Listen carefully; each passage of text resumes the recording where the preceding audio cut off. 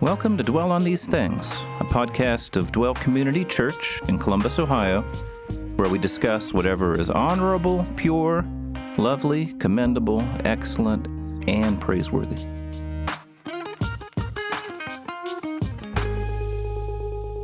Hey, this is Mike Sullivan. I'm a teaching pastor here at Dwell, and I have two guests with me, Josh Benadum and Nick Nye, and our topic is church planting, and instead of me doing an elaborate introduction, maybe you guys could tell me a little bit about how you're connected to that topic. Yeah, this is Josh. I'm also a teaching pastor currently at Dwell for about a month and a half more, so... My job ends in the middle of July, and we're planting a new church in Central Florida with Dwell's Friendship and Blessing, and really excited about that. And that's been a project that's been brewing over the course of the last year. And in the course of that, I've been hanging out with Nick as well, who is an old friend, and we've known in different contexts. But yeah, I guess I'll let you introduce yourself and tell people what you do. Yeah, so I have a master's degree in church planting and missions, and so I've always been really interested in it. But then I went and planted a church in 2007 here in Columbus called Veritas, and did that for 10 years. And during that time, our church got to be a part of partnering or sending out church plants. We partnered or sent out about a dozen church planters. And then at the same time, we developed a church planting network nationally. At that time, it was called Sojourn Network. It's now called Harbor Network.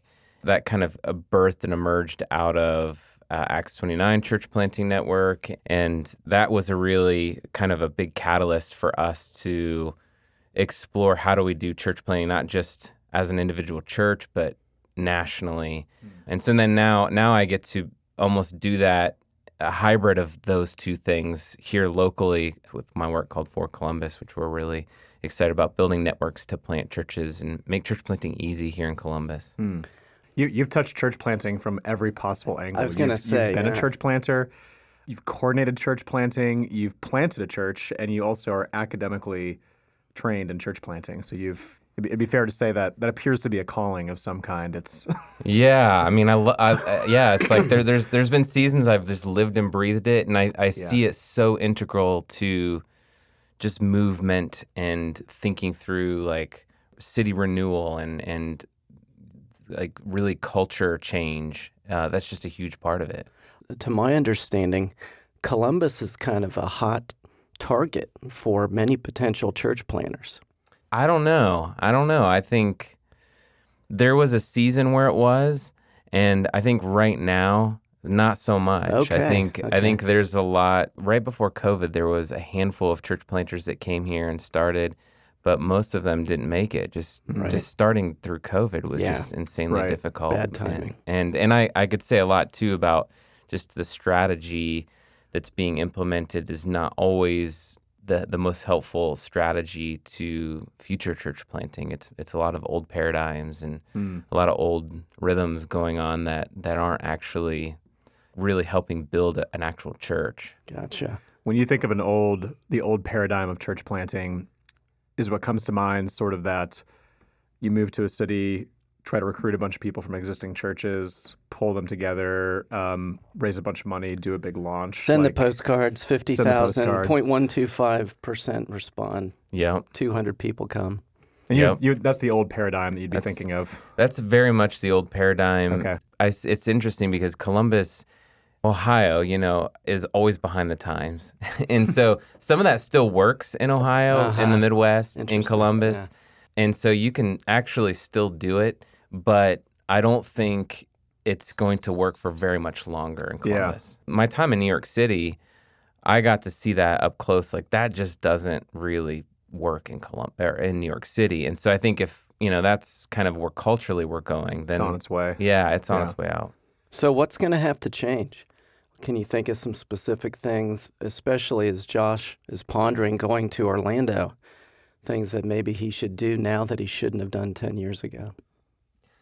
I mean, I think there's going to have to be a lot more intentionality around true mission and true, outreach in the sense where you're not just throwing the block party of come and see or that some of that attractional, but there's a real integration that has to happen in the church planter into a community. It's so easy when you do the paradigm you were talking about, Josh, of just get your 200 or postcards out. You can just stay in that and just chaplain that. Mm-hmm. But like, how do you get out and like into the community, really integrated into the life of the people?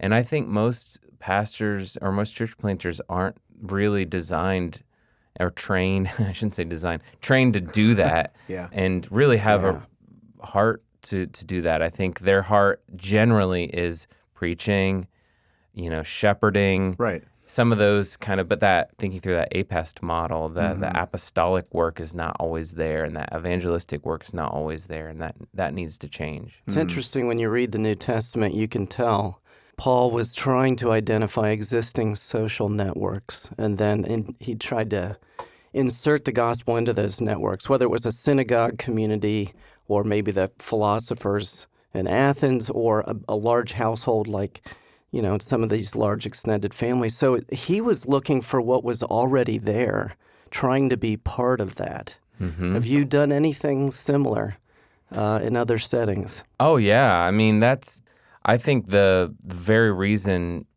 the church I planted was fruitful was because I was going to the neighborhood association meetings, the business association meetings. I made it my goal to know every single business owner along High Street. And at that point, everything was very local. Now it's a little more commercial. But that was like how I engaged in the community. And so most, a lot of those people didn't like come to our church or weren't a part of our community, but they were some of our biggest advocates, and they knew they could call on us if they needed us to do trash and cleanup at ComFest, which was horrible. Yeah. Or, stuff like that. They're like, well, these guys are servants. They said they'd do it. Yeah. Yeah. Actually, the first time I ever met Nick, which I forget if we've talked about this recently or not, but I was a college student, and I was studying at a coffee shop in the Short North, and I was reading a C.S. Lewis book, and he came up to me and asked what I was reading and tried to engage me and invited me out to his church and whatnot. And so that was, like 17 years ago. Yeah. But that was the first time I ever actually met Nick. So he was out in the community. He was at a coffee shop just meeting people, talking Mixing to people. and mingling. So. Now, you've been studying Orlando.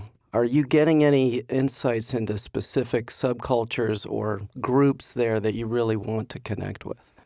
So much of what I've gotten to do as a pastor, but even going back from just being a pastor and being a house church leader in Columbus, my experience has been, and as many of our listeners know, when you are building a house church community, you usually touch many different subcultures, many different social networks and communities. And in some ways, the more of them you touch, the better, is something that we've realized over time. I think one thing that I feel like has been apparent to me throughout the course of leading and planting house churches is there's been times where we've always tried to associate them more narrowly, be like, oh, this is going to be a group for that neighborhood or a group for this type of person or something. And one thing that we found, practically speaking, over time, you might begin a group that way, but that's never how they grow. American social networks are just diffuse.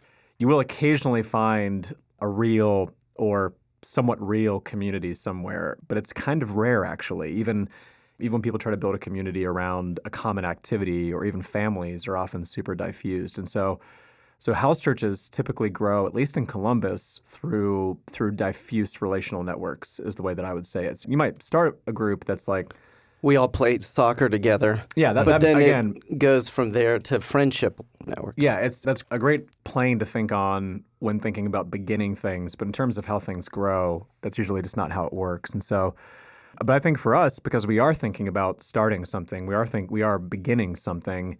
That question of where do you start, where do you break ground, is super relevant to us. And so I think a lot of that is we actually have lots of friends in Central Florida, believers, people that are friends and family, in many cases who are familiar with our church in Columbus, or that we have just, pre-existing trust relationships with. And I think a lot of those people, even if they don't necessarily join up with what we're doing, they're in many ways are our mentors and our introduction into the community. It's them introducing us to their friends, getting us into giving us entry into those social networks, I think, which is going to be really the most significant part of beginning. This is a piece of advice that we got from, we actually did some training and went to this sort of church planting boot camp with an outside organization.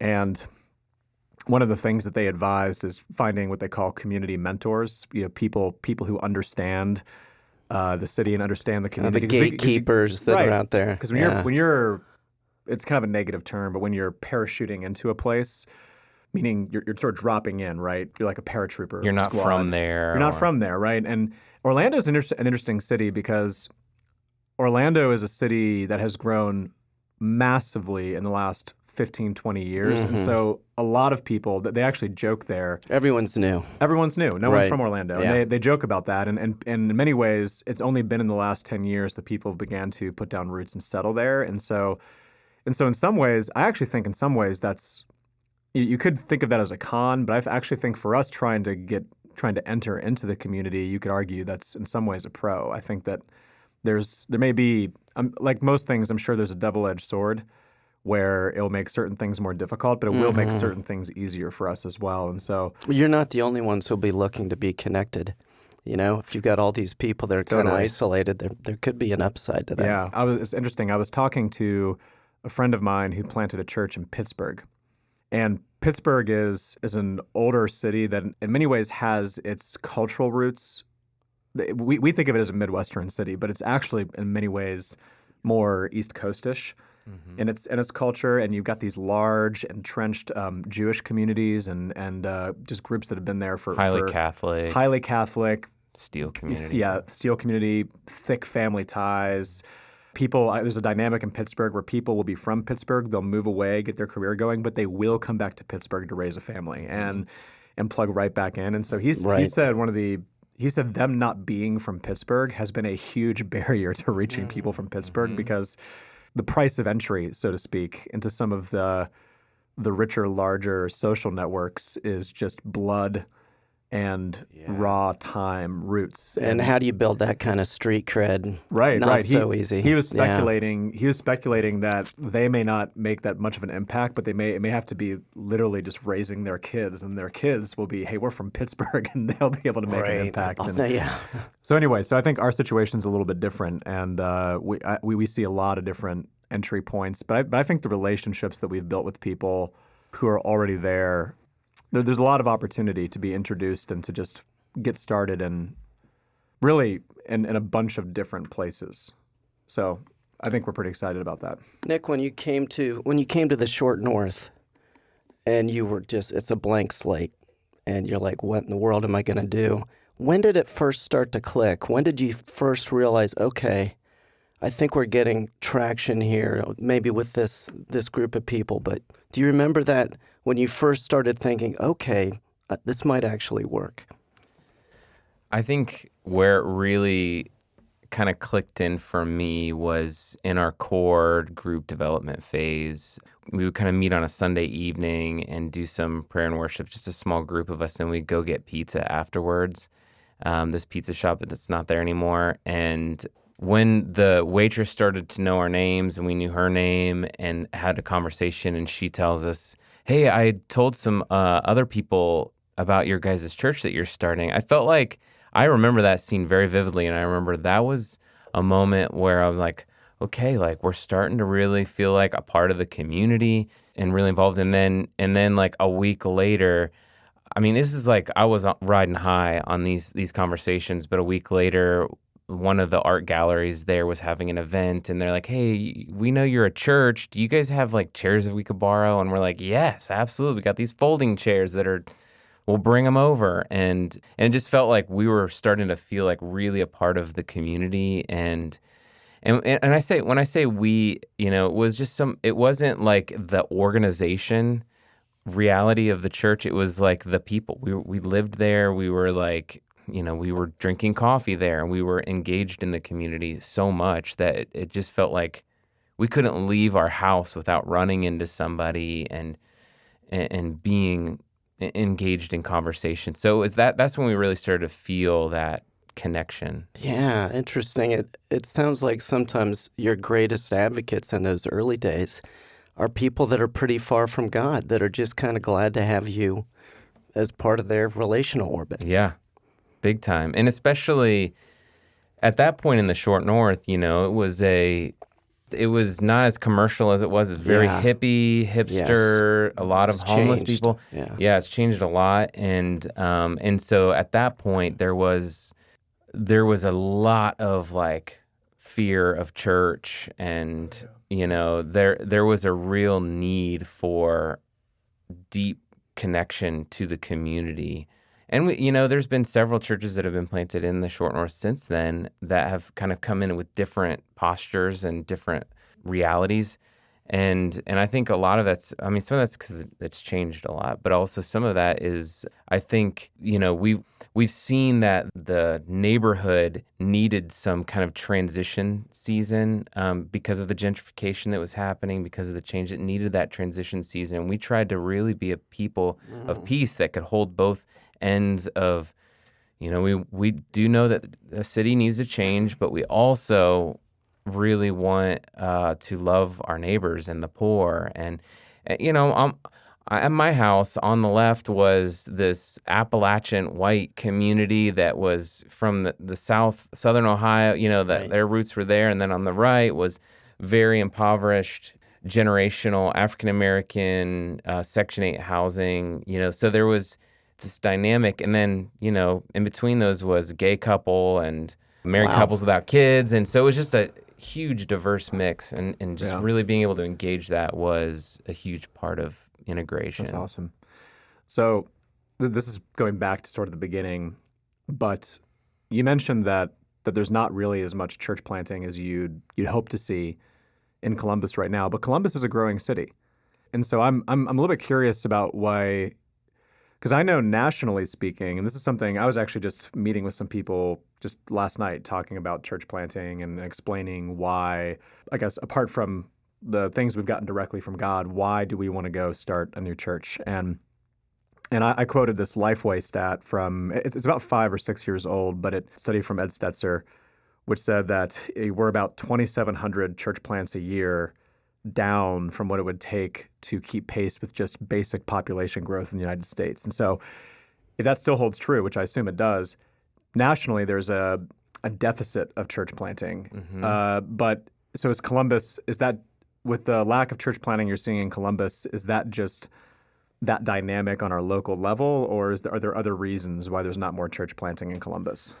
Some of this is my gut response, and some of it is a little backed by statistics. But we'll take it both. Yeah, so it'll be a mix. Yeah. I've kind of already mentioned, like, we're planting with the old paradigm, or with the city growing as Columbus is, and similar to Orlando. We're set to have 1 million new people in the next 25 years here. Wild. And over 80% of that is said to be non-American, new Americans in the community. Wow. And so all of our church planting, not all of it, but a lot of it right now is generally suburban, white, your typical evangelical attractional model. And so there's not a whole lot of vision for multi-ethnic other than still asking minority culture to assimilate to dominant culture. There's not a whole lot of imagination for, missional engagement in terms of how do you build diverse teams and empower indigenous leaders in people groups like Somalis or just the different groups that are growing here in Columbus. And so there's those things, and we don't fund those very well. We don't really have a good model where we can see, like, oh, this could be something that could work. That's what's telling, is where is the money being invested in church planting? Right. Yeah. It's kind of the quick buck to give it to the suburban pastor who's got the real strategic plan and is really, really, really kind of leaning into that attractional model, because it's still it works enough for us not to take the risk. We're not at a space where we're willing to take some risks right now. Yeah. Have you read The Coming Revolution in Church Economics? No. It's a book that someone recommended to me. It's this guy out of Little Rock, Arkansas, who has a multi-ethnic church there. But the book is good. I haven't finished it yet. I'm still deciding fully what I think about the book. I'm obviously coming from a very different paradigm of church and what that means and what it requires than I think that he's coming from. But he essentially argues that if we want to see church planting among the poor, among these larger changing ethnic communities that are coming into the United States, that one of the first things that needs to change is our paradigms regarding how church finance works. Mm-hmm. And he says, because he makes the point that he made your exact point, that the investment strategy that everyone is used to, that makes sense, and that seems to pay the best dividends. Yeah, the mutual fund that looks good. Yeah, is the one that really only facilitates and favors prevailing model church planting among suburban wealthy whites, essentially, and which is a bummer. Well, in some ways, though, I wanna try to help. At least this season of my life, really wanting to help like those investors in that, and that might be church planting churches, to see that there actually is great reward there. It's not that we're saying, oh, we want to just be all about the Here's small a flyer, micro. take a bit, Yeah, we're saying like this could be like there could be a lot of strategy in this. There can be a lot of big vision, but we're just not willing to kind of take that tipping point yet, and because we still know the paycheck comes bigger and better right now if I just follow the old playbook. Yeah, right. Investors, if you want to stick with that terminology, definitely have a sense, a lot of them in the church, that America is churched. And trying to persuade them, no, there's a lot more here than meets the eye. That seems like one of the biggest challenges. I don't know if you guys have read Ray Bakke. He's written a ton. All of Ray Bakke. Yes, super great. I love his stuff. stuff. He really helps people see the city not as a monolith, but as a collection of subcultures. What's his main book? Theology as big as the city. Yeah, that's right. Okay, I haven't read it. I've actually read zero Ray Bakke. Oh, I guess I'm behind. He's the godfather. He's the OG, man. Of city. You definitely got to check him out. So on that, you've been in Columbus for quite a while. What's the frontier here?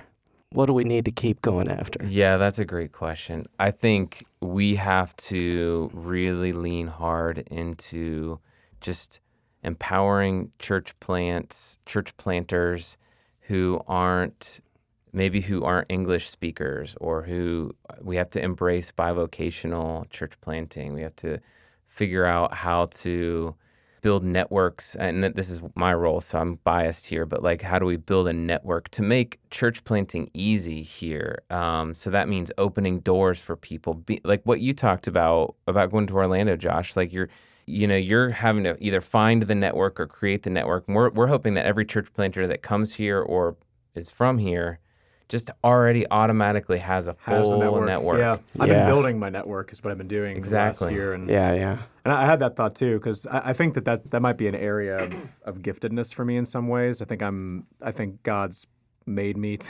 to be someone that does that sort of thing.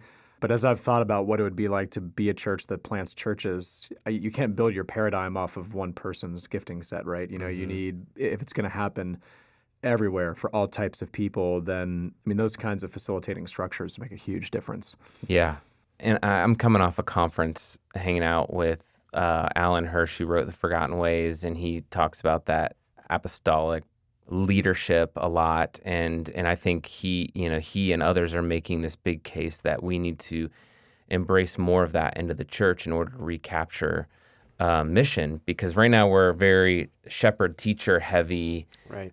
And I think that we need that. We need a lot more pioneers in the city. We need a lot more people with that vision, and I think some of the church planters we're seeing now, they're amazing, and I think God is doing good things, but we need a lot more of that innovative. I hate the word innovative, because we're not innovating. Right. We're not trying to recreate. Trying to bring what's already been. Yeah, right. we're not trying to create a new message. We're not trying to even in our basic structures. In some ways, we're beholden to go back and always just take a correct interpretation of the Book of Acts, of the teachings of Jesus, and then just reapply it successfully to a new Right. place and a new Yeah, it moment. was a grassroots social network movement way back, and it still works today. Yeah, we haven't been able to do that, I think, well. And most of that comes down to the fact that we are soaked in a church culture that's still very consumer. Like, I show up, I don't engage or empower. And you guys know that Iran is the fastest growing church in the exploding. world. And a lot of it is because the expectation is when you come to Christ, you will be a part of church planting. Yeah. And I mean, that's the same in a lot of Asian church communities, and that expectation is there. I mean, in India, it seems like every organization that's involved in India, it's like the church planting movement is booming, and it's because like you come to Christ, you get baptized, you get discipled, you plant a church. Yeah, right. And then you help others do the same. It's like that's the expectation. We're here, you get baptized, and you maybe enter this institution. you enter the institution. Maybe if you're like varsity Christian, you'll lead a small group or serve in kids or something. So I've interacted a lot in the last year with believers from different and leaders from different networks, to people who are, in many ways, I feel like I've been blessed to come into close contact with some of the people who are truly, again, maybe we don't want to use the word innovating, but truly thinking outside the box and looking at church in a way that is outside the prevailing model and whatnot. And I've had a lot of conversations with pastors. I was actually just talking to a guy last week who him and his elders are about to deconstruct their prevailing model church and make it into completely house church and micro church based, which is a big move. And they're expecting to lose about half their people in the process, right? So, but they're doing it because they feel like that's what God's called them to do. And so I've interacted with a lot of these people, and I think this guy in particular that I was speaking with, I sensed that there was a bravery there and understanding of the consequences of what that would take. But in a lot of ways, one thing I wonder about, because I think you're right that a big part of our issue is we are so co-opted.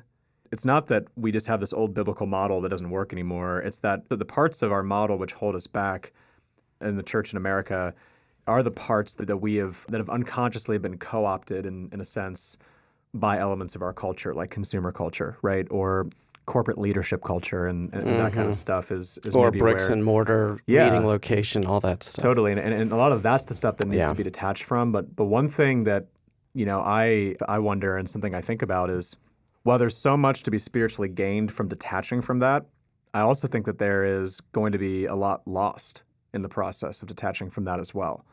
And I think that that's subconsciously what holds some people back from doing it. Is, I mean, on a basic level, losing consumer Christians, for instance, losing attendance.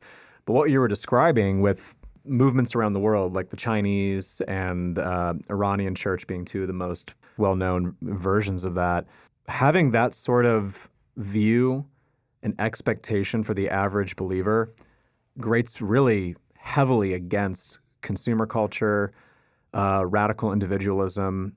There's groups that go that direction in the United States are going to experience a lot of cultural blowback. I think that's one thing that the church in America has received for a long time. We've had this place of honor and privilege. We were a respected institution, and even in the last 30 years, I mean, there's an element where like churches would still fill these places of where like the surrounding culture was more or less at least okay with their existence, if not pleased in some cases, because we contributed in a lot of interesting and helpful ways, and which are all good things. But I think when you start expecting your average person to become a radical disciple of Christ, on one hand, I fully believe that's the path forward, and I think that's biblical. On the other hand, I think that leaders that want to take their churches or plant churches like that need to be prepared for a much heavier cultural backlash than they've experienced up until this point. Anything that's new and outside of people's experience will be resisted. One thing I wonder about is, you described how Iranian converts are almost from the very beginning thinking like a church planter. They clearly aren't thinking about a building with a steeple and a congregation of 200 people. How do you have to think about the church today in our culture in a way that it's fluid and agile enough to be multiplying a little more quickly. As you're going in at the beginning of a church plant, how do you have to conceive of the church in a way that's, scalable and multipliable? Yeah, I would say like one of the things that we've lost is just a vision for discipleship in its most basic form. Totally. There's an evolution that's happened in sort of discipleship theory and that kind of thing that has evolved into, what it is now. And we need to go back to that. Maybe that's where that creative or that innovation is just going back to figuring out how did they make disciples in the beginning. And I think of like Mark 6, where Jesus sends out the 12, don't bring any food, don't bring, a bag or a staff, just go and he's empowering them. He's telling them to go, and they do, and they at that point, Mark 1-5, they've just been watching Jesus do it. They've never actually done it themselves. That's where a lot of our churches, like we've maybe watched the pastor do it, or we've watched a few do it, and we need somebody to turn and say, now you do it. Mm-hmm. And that's discipleship. That's where you need to sit down with somebody and have that kind of relationship where you can say, now you do it, and full of love, and you're helping them do it. And then, you go to later on to Mark 6 and you see that they come back to Jesus and they have all these stories to tell. Yeah, they've done it. And it's like an exciting time. And it also says they're tired. And so we're already tired. So we don't want to do it. And so I think there's probably some deconstructing too of some cultural things that we all carry, everybody, Christian, non-Christian, that we're carrying with us. Like we've put sports and the three-ring circus. Yeah, we put all that over any kind of formation. So we're exhausted. We've put social media over this. So there's all these things in our worlds, in our orbits that are crushing us. So we're already tired. And so we don't have time for any of that. And so I think there's a whole reorientation that needs to happen to the person that takes us through that discipleship process to experience what the disciples got to experience in Jesus. Hard to be agile unless you have a simple lifestyle going into this. Yeah. Big time. So one thing I did think it'd be cool to get you to talk about, since we have you here, Nick, is you've been involved in church plants and you've been aware of many church plants. If you had to give 4 or 5 reasons why you've seen church plants fail, I'd be interested to hear those. There's a few reasons why I think church plants fail. One is I think you aren't first and foremost embracing a true theological vision, which I mean by that is you're not coming in with a real strong sense of Jesus as being the central driving passion of what you do and sort of a reason why. I think to contrast that, a lot of church planters I see the first thing kind of on their mind is maybe more the traditional sense of a church structure that they can lead and be in charge of. Yep. One of the ways this sparked curiosity in me to study it was James K. Smith. He is famous for his You Are What You Love book. But he was in a room full of leaders one time and he just asked the question, what do you want when you want to lead? Like, why do you want to lead? And he was drilling down. Yeah. And I think that's a phenomenal question because most aren't coming down to like this deep calling and obedience and just passion for Jesus. And so I think that's huge. That's a first one. But I also think another reason why churches don't really take off is because they don't have a real incarnational reality. It again, we've kind of touched on this, but it's easy to still stay in your closet in a way and have that they'll come to me mentality through flyers, or you can build enough brand hype to get attract and get people like, oh man, there's a buzz, here in this church or whatever. We got to check it out. So there's not that real deep incarnational, I'm going to integrate into my community and know the people and know the pain and know what's really going on. It doesn't mean others are disconnected. It's just there's a different level in that. Mm-hmm. And then I would probably say a third reason why I see churches fail is because they're not able to articulate and or engage in social issues properly. Meaning, I think they're not really seeing the issues of the culture and able to address them in a way that is carefully being prophetic, where you're calling them back to Scripture, but then also like carrying out justice and non-political, not getting tangled up in the political rhetoric. So like that tension and all of that, most leaders aren't navigating that well, where you're able to talk about sexuality and you're able to engage in race and able to navigate these really important conversations that my teenage kids are all talking about and they're talking to each other about. Right. And then they see the church either going all political on it or silent, or avoiding, or very liberal or very, whatever instead of just faithfully addressing that. And I think the church is failing because we can't talk about that in the right ways. So those are three that I think really cause churches to fail. Gotcha. Yeah. Josh, you've been reading a ton, every chance you get. What do you feel like are some of the essential elements you're going to need to bring to Orlando to see this church take off?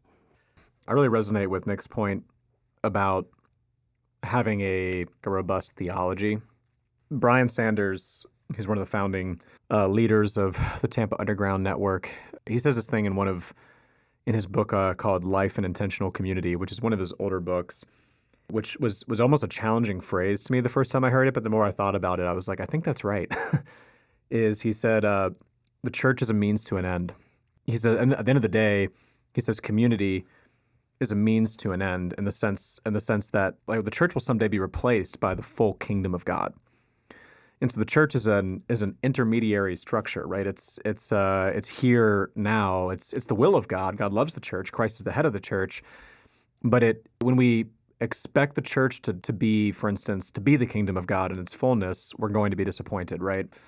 And he argues that the church is, in many ways, it's a means to an end, and purpose in the here and now is mission. And mission's not just numerical. Mission is qualitative. It has to do with discipleship. It has to do with bringing peace and justice and all those things as well, and certainly reaching the lost. But I think that really is a mentality. I think if we have this idea, we're just going to go build this cool community, right? Or if we're looking over our shoulder too much, thinking, we're just going to do what we did in Columbus, exactly what we did in Columbus, and if we're too preoccupied with some of those structural elements, we really need to be laser focused on the Word. We need to be laser focused on Jesus, and then bringing those things to people in a way that is both biblical but also effectual, right? And I think that if we can keep our eyes on Christ, and if we are led by Him in that way, then that's going to result in something that is both adapted, Spirit-led, but at the same time biblically founded on what we've been kind of raised and taught in. And so I think that's one of the keys for us is, he's right. There's so many things that are distracting about this process. I mean, I'm right now I'm knee deep in the legal process of trying to go through all that, and it's distracting and it's necessary. It's important, but it's really just not the point. I mean, it's only as good as it facilitates bringing people into the kingdom of God, right? And making actual and true disciples. And so that's something that's really been on my mind. Something that I've been doing recently is I have read a lot of new stuff. I've been absorbing books at an incredible rate. But something I've actually felt is very important is I've also been trying to go back and reread some of the things that first caught me, that first made me want to give my life to God and to live this way. And so, I went back and read Dennis McCallum's book, Members of One Another, which is just That's really a must read for sure. Yeah, and it's such a simple biblical articulation of New Testament body life and what it means to build a community that's founded on principles of the New Testament. And I went back and I'm reading that. I've gone back and read some other foundational spiritual books that again are not really about church planting or church structure, but are about more so the core of what it is that we're being sent to do, And so Sounds like you both are really landing on there has to be a firm grasp of core convictions and principles in the context of a love-trust relationship with the living Christ. And if that's not what you're launching from, or aiming at. or aiming for, or, using to inform all those strategic wineskin and other, ways to flex, to adapt, if that's not what's driving it, it won't get off the ground. I don't think so. Yeah, it's interesting. Like we talked about like books and things like that. And I always have such a hard time recommending church planting books. I mean, there's some, Stetzer's got his good church planting book and there is some good ones, but kind of what you're saying, I think that there has to be just going back to like some of the real broader pictures, like really going back to how do we see our formation in Christ. And I also think just being able to understand books that other people are reading or engaging in. Like I was reading Rainn Wilson, from The Office, his book Soul Boom, which is such a great title, Soul Boom. Yeah. But it's basically a manifesto for all the spiritual nuns that are growing, the people that are saying, I'm not religious, but I'm spiritual. He kind of almost has built like a playbook of this sort of universalist spirituality. But to me, that's like one of the best books you can read for church planting because it articulates the spirit of the age. Yes, the exactly. zeitgeist is all where everybody's thinking and going, and so and what they think of your religious church, your institution. And so I think there's just so much we have to study with that kind of stuff. Yeah. So we've been giving away tons of things, right? Because we're about to move, and so I own hundreds and hundreds and hundreds of paperback books, and I went almost full Kindle about 2 years ago. So I haven't bought a new book in years that was an actual paperback in many ways. And what's your address? Are you? When's the we're garage mostly sale? done. Well, it was last week. We're mostly done. Yeah. But I was actually looking at some of the books that I had, and I had a bunch of old secular books from about 15 years ago that I read. So I had all the New Atheists books. I had God is Not Great by Christopher Hitchens. I had The God Delusion by Richard Dawkins and whatnot. And I still think that being able to contend with that brand of atheism is very important. I don't agree at all when people say that classical apologetics are no longer relevant and stuff. I think they totally are. I think it's a huge mistake to go away from them. Could go on that topic for a while. Trail. However, I actually had this thought when I was looking at those titles. Man, I really need to read some newer stuff. I did all this because I felt like back when I was 22 and leading my first house church, this was a lot. People were reading these books, and this is a lot of what I was contending with. But this really isn't totally the spirit of the age in the same way that it was even 15 years ago. It's a moving target. Totally, and so that's actually a great book recommendation. I might have to buy that on Kindle. So in the time we have left, maybe if you guys could tell folks who are listening in on this how they could learn more about what you're up to, like Nick with For Columbus and Josh also with what's happening with this group headed to Orlando. Maybe a point or two we could pray for and a way we could get more information about what you're both up to.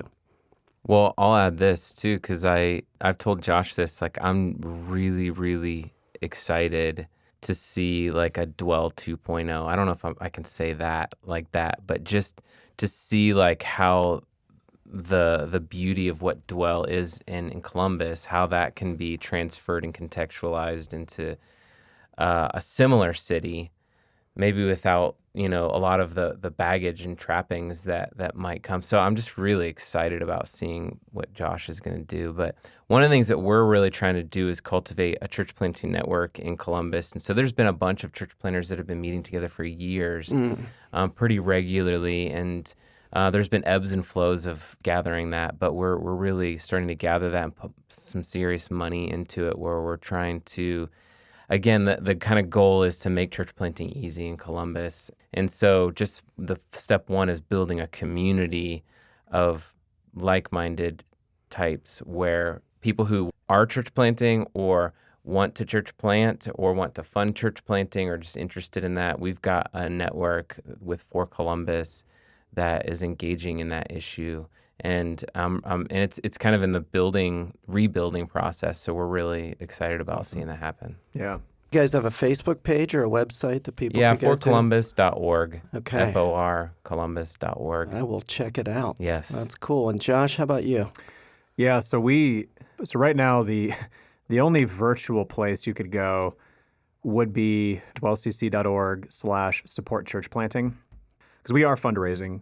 We're trying to fundraise both my salary, but then also just all the basic expenses that you don't think of when it comes to starting a church, from tax-related stuff to subscriptions and all that kind of stuff, hopefully being able to rent a space and whatnot. So we're fundraising that amount of money for 2.5 years. So we're aiming to be both sustainable and not have any outside funds by the summer of 2025, which is only 2 years away. It's not that far away. We're not even there yet.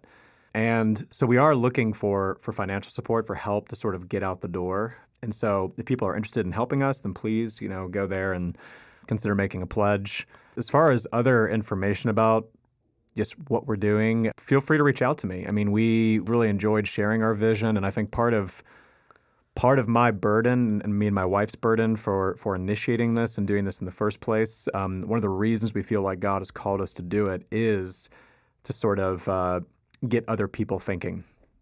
And Nick was talking earlier about the need for change and the model and how people plant churches. And I think one of the things that is needed if you want to see change is you need new examples, right? You need people to go do things differently and to see that done well. And so please pray that by the grace of God, we will do that well. Yeah. And I think that in many ways, when I think about my burden and when Mary and I are talking about what it is that, like, why we're doing this, we think about making disciples. We think about reaching unchurched people for Christ. We think about the great opportunity and the vision God's given us for doing that in Central Florida. But then we also think beyond the church that we'll plant, and we're thinking a lot about the overflow that happens when you have the real thing into things like missions and also into planting other churches as well. And so I think we are eager to share that vision and to talk to people about it. And so people can always shoot me an email if they'd like to talk about it more. I'd give him your email, Josh, but Benadum is really hard to spell. It is. It's Benadumj at Dwell CC. Why don't you spell Benadum for us? Yeah, just Benadum. And then J at dwellcc.org. Yeah, that's right. Is currently. I think I'll have that email address for another year, so you can. We won't kick you off our server too quickly. Sweet, thank you. So There's always Gmail. There's always Gmail. Yeah. Or Yahoo. Yeah, that's true. all right. Well, hey, you two. Thanks for joining this podcast. Thanks for hanging out and sharing some of these thoughts. If you're out there listening, we appreciate you making it all the way to this end of the podcast here. And if you want to learn more, check out www.dwellcc.org. That's the website for Dwell, and you can read more about this podcast by just hitting the search box and looking up Dwell on These Things. Thanks.